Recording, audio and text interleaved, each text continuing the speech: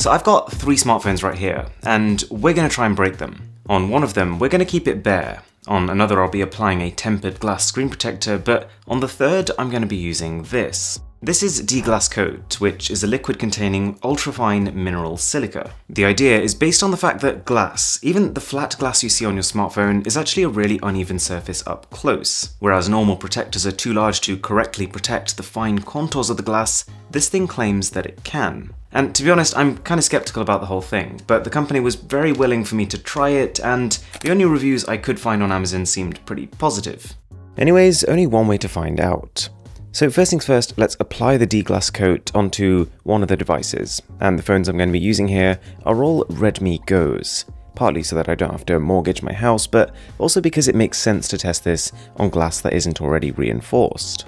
The actual process is just a case of wiping your screen with the coat and then adding water, which apparently catalyzes the reaction. I then repeated this 3 times to add 3 layers as was recommended by the website. And here we go, all done, and visually you can't see any difference between the untreated one on the left and the treated one on the right. I'm going to keep putting these 2 devices under more strain until at least one of them breaks, and then I'm going to do the exact same test to the one with a tempered glass screen protector applied. First up, using a screwdriver and applying a pretty substantial amount of pressure. Starting off with the untreated one on the left, you can't really see any kind of damage. The original glass is already tough enough to resist this. So it probably comes as no surprise that on the treated glass as well, you can't tell I've been scratching it.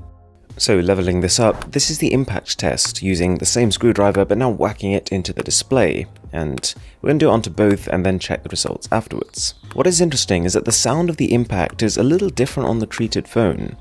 But again, when it comes to assessing damage on both devices, I couldn't find a mark. So the untreated phone is putting up more of a fight than I expected, and for the treated phone, I still can't really tell if it's doing anything. So the best way to find that out is to level this test up.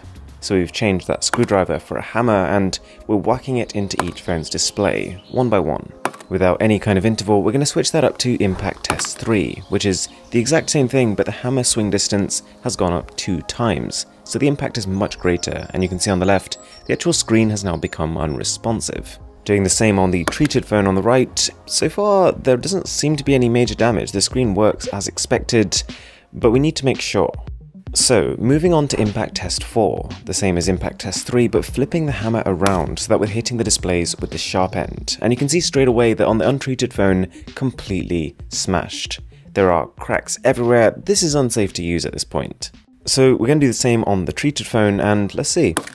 So on this phone, you can see the number of smaller hairline cracks is fewer, but at the same time the main impact, the main damage is still more or less the same.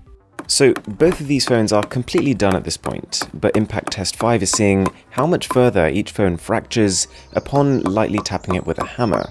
And in this scenario, there is quite a big difference between how the treated phone and the untreated phone on the left reacts.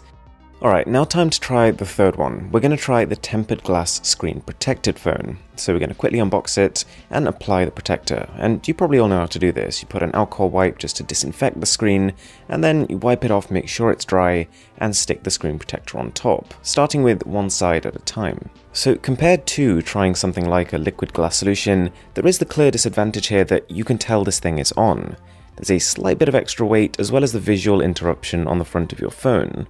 But for a lot of people, for the peace of mind this could potentially offer, that might be worth it. So we're going to go through and perform all the same impact tests that we did on the other 2 phones, the completely untreated one, as well as the one with the liquid glass protector on it. And as we noticed with our treated one, the one with the liquid glass on it, even after dropping the hammer from a high distance, the screen still works fine, although you can't really see it because of its terrible viewing angles. And here's the big one, using the back of the hammer, and there is still a pretty major crack on there.